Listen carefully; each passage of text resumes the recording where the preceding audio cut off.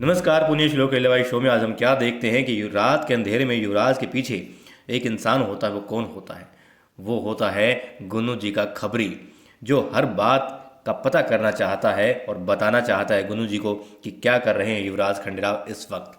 खैर हम इस में आज शो में आज देखते हैं कि वो गुन्नू जी को आगे बताता है कि मालूम नहीं खुफिया बैठक में क्या बातें हुई है, मगर कोई गंभीर बात है और कोई योजना बनाई जा रही थी। क्या योजना मैं समझ नहीं पाया क्योंकि अंधेरा बहुत ज़्यादा था और काफ़ी दूर से सुनना पड़ रहा था। फिर वो कहते हैं चलो जो भी खिचड़ी पका रहा हो खंडेराव, बस उसे मैं परोस के आता हूँ।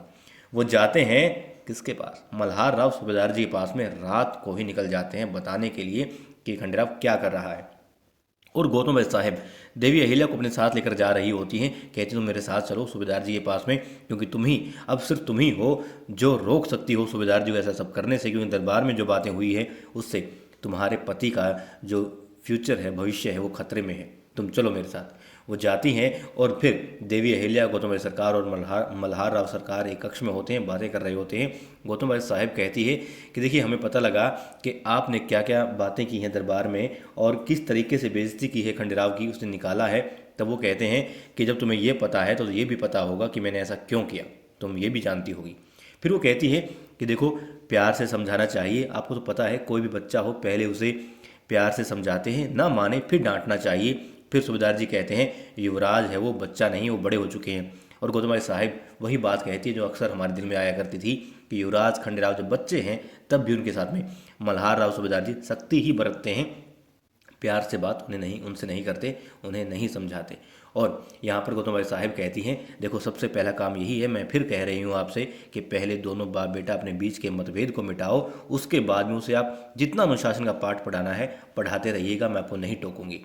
फिर गौतम भाई साहब कहती हैं कि ठीक है मान लिया खंडेराव बच्चा नहीं है, मगर अब वो युवराज है तो आपको ये बात समझनी चाहिए कि वो मतलब उसका कद क्या है, पद क्या है और किस तरीके से आपको उससे बात करनी है, और आप उसकी ज़िंदगी के साथ खिलवाड़ नहीं कर सकते।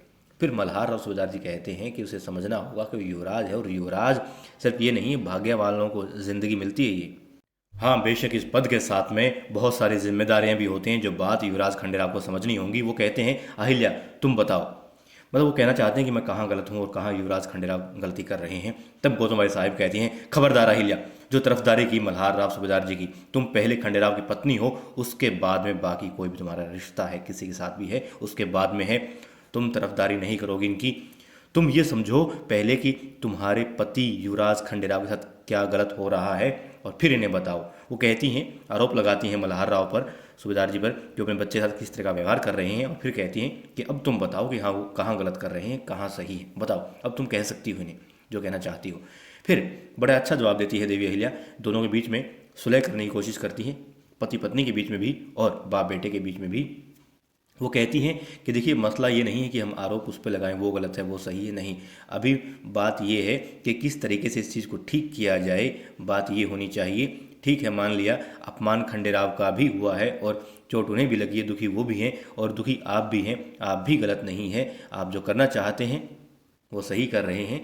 और देवी अहिल्या से पहले यही बात कही थी खंडेराव की माता जी ने कि युवराज खंडेराव को चोट लगी है, उनका अपमान हुआ है, मगर देवी अहिल्या बड़े अच्छे तरीके से कहती है कि दोनों को ही शांत होने की आवश्यकता है, दोनों ही अशांत है इस वक्त, दोनों को ही चोट लगी है और दोनों निराश हैं, उदास हैं, और शांत दिमाग से इस बात को समझाया जा सकता है, इस मुद्दे को जो है ख़त्म किया जा सकता है, विवाद को ख़त्म किया जा सकता है। इसलिए पहले शांत दिमाग होना चाहिए, फिर समझो कि रास्ता कैसे निकलेगा उस पर कोशिश करनी है। तब मल्हार राव सूबेदार जी कहते हैं कि अहिल्या ये काम तुम ही कर सकती हो और सिर्फ तुम कर सकती हो, तुम खंडेराव को बताओ, युवराज को बताओ कि क्योंकि मुझे पता है, और ये जो तारापुर मुहिम है ना, इसको सिर्फ हल युवराज खंडेराव ही कर सकते हैं। क्यों? क्योंकि गुरुजी ने जो बातें बताई थी युवराज खंडेराव के बारे में, युद्ध नीति के बारे में, तो वो लायक है वाकई में, और तुम समझाओ उसे, उसे बताओ कि हमें कितनी ज़रूरत है उसकी।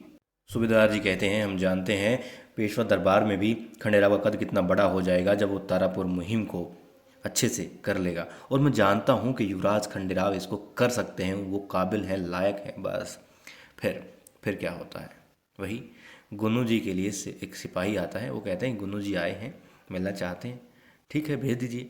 हालांकि गौतम सरकार को भी हैरानी होती है कि गुन्नू जी इस वक्त, और गुन्नू जी जब अंदर आते हैं तो वो भी हैरान हो जाते हैं, अच्छा ससुर आप भी यहाँ पर हैं, और देवी अहिल्या भी, आप भी इस कक्ष में, मतलब उन्हें उम्मीद नहीं थी कि इनके घर में ये हो सकते हैं। चलो खैर, फिर वो कहते हैं कि मुझे आपसे अकेले में बात करनी थी। तब द्वारकाबाई साहिब की बड़ी बहन गौतमबाई साहिब कहती हैं कि भाई कर सकते हो, हम यहीं के हैं, घर के ही हम भी। यही बात द्वारकाबाई साहिब ने भी कही थी रखमाबाई से, हरकूबाई से भी। और फिर अब गौतमबाई साहब ने कहना पड़ा कि हाँ गुनू जी, हम घर के ही हैं, मैं यहीं की, इन्हीं की पत्नी हूँ।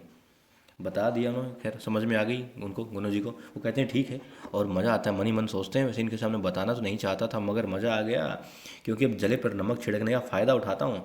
वो कहते हैं कि देखो, खंडेराव बहुत बचपना है उनके अंदर, गुस्सा भी हो जाते हैं, और मुझे ऐसा लगता है कोई देश विरोधी कोई काम ना कर रहे हों, क्योंकि उन्होंने गुप्त बैठक की है। और क्या किया ये तो मालूम नहीं, लेकिन जिस हिसाब से वो दरबार से गए थे तो गुस्सा साफ झलक रहा था। वो आपकी बात बिल्कुल नहीं समझे कि आपने ऐसा क्यों किया, और सिर्फ आपसे गुस्सा थे, और जल्दबाजी में, गुस्से में, बचपन से देखते आ रहे हैं वो ऐसा कर सकते हैं।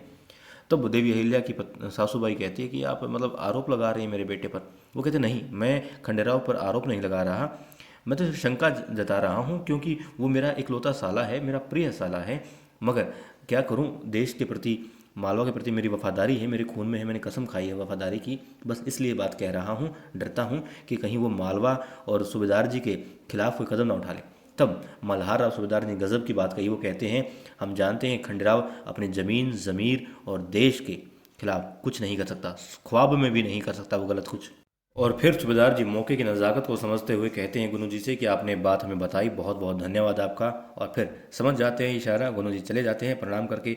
और वो कहते हैं सूबेदार जी उनसे कि इस बारे में जो आपने बात बताई है, हम सुबह खंडेराव से इस बारे में बात करेंगे। फिर दिखाते हैं कि कुतुब साहिब देवी अहिल्या से अकेले में बता रही होती हैं कि देखा, घर आकर शिकायत करने लगे हैं अब तो गुन्नू जी खंडेराव की।